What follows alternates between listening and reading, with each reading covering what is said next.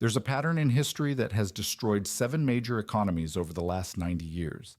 And right now, in 2025, the world's largest governments are following that exact same pattern, stage by stage, policy decision by policy decision. Between 1933 and 1990, seven countries tried to solve currency crises by banning gold: the United States, Soviet Russia, India, France, Britain. Every single one failed. Not most of them. Not many of them. All of them. And they all failed following the exact same four-stage sequence with mathematical precision. Franklin Roosevelt confiscated American gold in 1933, promising to save the dollar. 9 months later, he devalued it by 69% anyway. The Soviet Union seized all private gold in 1920, declaring money obsolete. 2 years later, hyperinflation forced them to restore a gold-backed currency. France banned gold ownership in 1936. 6 months later, they repealed the ban after 94% of citizens refused to comply. 3 countries, 3 systems, 3 catastrophic failures. And here's what should terrify you. U.S. federal debt now exceeds $36 trillion. Central banks hold 36,000 tons of gold, more than at any point since 1974, the year America repealed its gold ban. The experts say the system is stable, the debt is manageable, but the historical pattern has 4 stages, and stage 1 is a currency crisis and fiscal emergency. We're not approaching the pattern. We're inside it. This is the story of what happened to every country that banned gold, why the 4-stage sequence is mathematically inevitable, and why not one of them escaped it. Here's what you need to understand about why governments ban gold. They don't do it when everything is fine. They do it when their currency is already collapsing and they're desperate for any solution that might buy them time. The ban is always presented as a temporary emergency measure to stabilize the system, protect the economy, restore confidence. But this solution doesn't work. It's never worked. And every time it's tried, it produces the exact same 4-stage collapse sequence with absolute precision. Stage 1 is the currency crisis and fiscal emergency. The government has borrowed beyond its capacity to repay and sound money. Debt spirals out of control. Inflation accelerates or deflation paralyzes the economy. Citizens start converting paper currency to gold because they see what's coming. The central bank hemorrhages reserves. The system is trapped. Stage 2 is the gold ban itself. The government announces that private gold ownership is destabilizing the currency, that citizens hoarding gold are strangling economic recovery. They mandate confiscation or severely restrict ownership. They promise this is temporary, that it's necessary to save the system. Violators face criminal prosecution, heavy fines, imprisonment. This is not a request. It's a legal mandate with enforcement power. Stage 3 is immediate devaluation anyway. The very thing the ban was supposed to prevent happens within months. The currency devalues. The government either officially changes the exchange rate or inflation does it automatically. In some cases, the devaluation happens before the ban is even announced. Citizens who surrendered their gold watch its purchasing power vanish overnight, while those who hid it are vindicated. Stage 4 is economic distortion and black markets. Compliance rates collapse. Gold vanishes into private hands, gets smuggled abroad, sits in hidden vaults. Underground markets flourish. The restrictions create exactly the capital flight and economic paralysis they were designed to prevent. Years or decades later, the government quietly repeals the ban, admitting through action what they'll never say in words. The policy failed completely. 4 stages. Inevitable sequence. And between 1933 and 1990, 7 major economies ran this exact pattern. The United States held the ban for 41 years, India for 28, Britain for 40, France for 6 months. The timeline changes. The sequence never does. The pattern begins with the United States in 1933, the most powerful economy on Earth, facing the Great Depression, convinced it could control gold and restore monetary stability. Let me show you exactly what happened when America tried to break the pattern. March 1933. The Great Depression enters its 4th year. U.S. unemployment hits 25%. More than 9,000 banks have failed. And the Federal Reserve faces a critical constraint: Under the Federal Reserve Act of 1913, the Fed must hold gold equal to 40% of all currency issued. Citizens are converting dollars to gold. $700 million in gold flows out of the Federal Reserve in the first 3 months of 1933 alone. The system is paralyzed. This is stage 1. April 5th, 1933. President Franklin Roosevelt signs Executive Order 6102. Every American must surrender their gold, coins, bullion, certificates to the Federal Reserve by May 1st. The government will pay $20.67 per ounce. Violators face 10 years in prison and $10,000 fines equivalent to $243,000 today.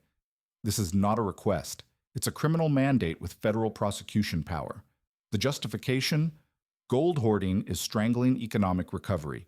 Remove the gold, free the Federal Reserve to expand the money supply, restart the economy. This is stage 2. January 30th, 1934, 9 months after confiscation, the Gold Reserve Act passes.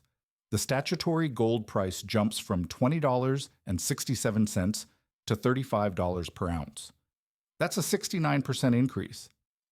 The government confiscated gold at $20.67, then immediately revalued it to $35. Citizens who surrendered gold lost 41% of its value overnight. The government profited $14.33 on every ounce seized. Total confiscated, 2,665 metric tons of gold.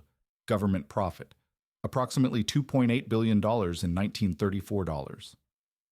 But the devaluation, the very thing the ban was meant to prevent, happened anyway. This is stage 3. Compliance was only 25%. Most gold vanished into private hands, smuggled abroad, or hidden in safe deposit boxes. Frederick Barber Campbell tried to withdraw 5,000 ounces from Chase National Bank. Federal prosecutors indicted him the next day. The Swiss Übersee Finance Corporation deposited $1.25 million in gold coins with an American bank for safekeeping and was forced to accept paper dollars, losing 40% of value. The promised recovery? By 1936, unemployment was still 16%. The price level remained 18% below 1929 levels. And in 1938, 5 years after confiscation, the economy crashed into another recession. The ban remained in effect for 41 years. It was repealed on December 31, 1974. By then, the dollar had lost 75% of its 1933 purchasing power. This is stage 4. America tried to save its currency by banning gold. The currency devalued anyway. Economic stagnation continued. Black markets flourished. And 4 decades later, the government admitted failure. The United States was the world's largest economy. It had the most sophisticated financial system. It failed. Now let me show you what happened when other countries tried the same pattern. October 1962. India faces a foreign exchange crisis during the Sino-Indian War. Finance Minister Morarji Desai enacts the Gold Control Act. Gold imports banned, private gold bar ownership forbidden. Citizens can hold small jewelry quantities under strict licensing. The goal: conserve foreign exchange, prevent capital flight, stabilize the rupee. The ban didn't stop the crisis, it created a parallel economy. A massive black market exploded. Gold smuggling became one of India's largest underground industries. Goldsmiths who depended on legal gold trade saw their businesses collapse. The licensing system bred corruption at every level, and the foreign exchange crisis continued anyway. By 1990, 28 years later, India faced the exact crisis the ban was meant to prevent. Foreign reserves collapsed, and the government was days from defaulting on external debt. India had to pledge 40 tons of gold to the Bank of England just to secure emergency loans. The Gold Control Act was repealed in 1990 as part of economic liberalization. The policy had failed completely. Official imports became legal again, and within a decade, India emerged as the world's largest gold consumer, proving the demand the ban suppressed had never disappeared.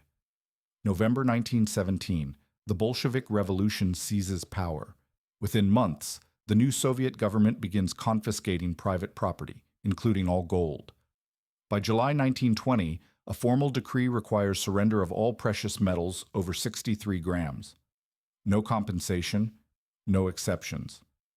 The government claims gold is a bourgeois relic and that true communism will eliminate money entirely. The Soviet government prints rubles without constraint. By 1921, the ruble has devalued to 1/20,000th of its 1917 value, a 99.995% collapse. Bolshevik economist Evgeny Preobrazhensky brags that they overtook the French Revolution 40-1 in currency destruction. The goal was to eliminate money. The result was mass starvation and peasant uprisings. By late 1922, the economic collapse forces the Soviet government to reverse course completely. They hire Nicholas Cutler, a pre-revolution banker, to restore monetary stability. The solution? Introduce the chervonaise, a new currency backed by gold. Yes, the same government that confiscated all private gold and declared it obsolete was forced to return to a gold-backed currency just to stabilize the economy. Lenin tries to save face. He insists the gold standard is temporary and that one day gold will only be used to build toilets. But the pattern held confiscate gold, devalue the currency anyway, face economic collapse, admit failure. Two countries, two different political systems, two different crises. Same four-stage pattern. Sometimes the pattern runs in slow motion, 41 years for America, 28 for India. Sometimes it accelerates. France's gold ban lasted 6 months. Not 6 years, 6 months. The same four stages. The same inevitable failure, just faster. By 1936, France is the last major economy still clinging to the gold standard. Britain abandoned it in 1931. The US in 1933. Sweden, Canada, Japan, all gone. France stands alone, hemorrhaging gold reserves as capital flees the franc. The Banque de France loses 15% of its reserves in a single year. The country faces impossible choices: defend the franc or save the economy. September 1936. The new government under socialist leader Léon Blum devalues the franc by 30%. 1 month later, October 1936, France enacts a law banning private ownership of more than 200 grams of gold. The justification is identical to America's. Gold hoarding is destabilizing the currency. Surrender the gold, save the franc. The devaluation happens anyway. It happened the month before the ban. Capital flight accelerates. French citizens, watching gold bans in action across the world, refuse to comply. Of the estimated 1,600 tons French households held 15 years earlier, the government recovers less than 90 tons. That's a 94% non-compliance rate. March 1937. 6 months after enacting the ban, France repeals it. The policy failed completely. The black market flourished. Capital flight continued. And the government recovered almost nothing. The franc never stabilized. By 1969, 32 years later, France was forced to devalue again. Here's what the French case proves. The pattern isn't about timing. It's about structure. Whether it takes 6 months or 41 years, the sequence is the same. Ban gold to save the currency. Devalue the currency anyway. Create black markets and capital flight. Forced to repeal. The speed changes. The sequence never does. France tried the gold ban playbook after watching it fail everywhere else. Citizens knew what was coming. They hid gold. They moved capital abroad. They refused to comply. The 94% non-compliance rate proved a simple truth. Once people see the pattern, they don't wait for stage 4. They protect themselves immediately. France ran the pattern in 6 months. Britain ran it for 40 years. The final case study shows what happens when a country commits to the ban with complete conviction and still cannot escape the pattern. 1939. Britain enacts gold restrictions at the outbreak of World War II. 1947. The Exchange Control Act formalizes the ban. 1966. The law tightens. British citizens can own a maximum of 4 gold coins. Any more requires a license from the Bank of England. Dealers need government permission. Enforcement is total. The pattern's 4th stage lasts 4 decades. Then October 1979. Margaret Thatcher repeals the Exchange Control Act. After 40 years, Britain admits the ban failed. The pound hadn't stabilized. The economy hadn't recovered. The restrictions had only created underground markets and capital flight. 7 countries, 7 attempts, 7 failures. The pattern held across democracy, socialist command economy, and mixed economy. Different time periods from 1917 to 1990. Different political systems. Different currencies. The outcomes were identical. Every gold ban led to currency devaluation anyway. Every ban created black markets. Every ban was eventually repealed. The average time to repeal, 28 years.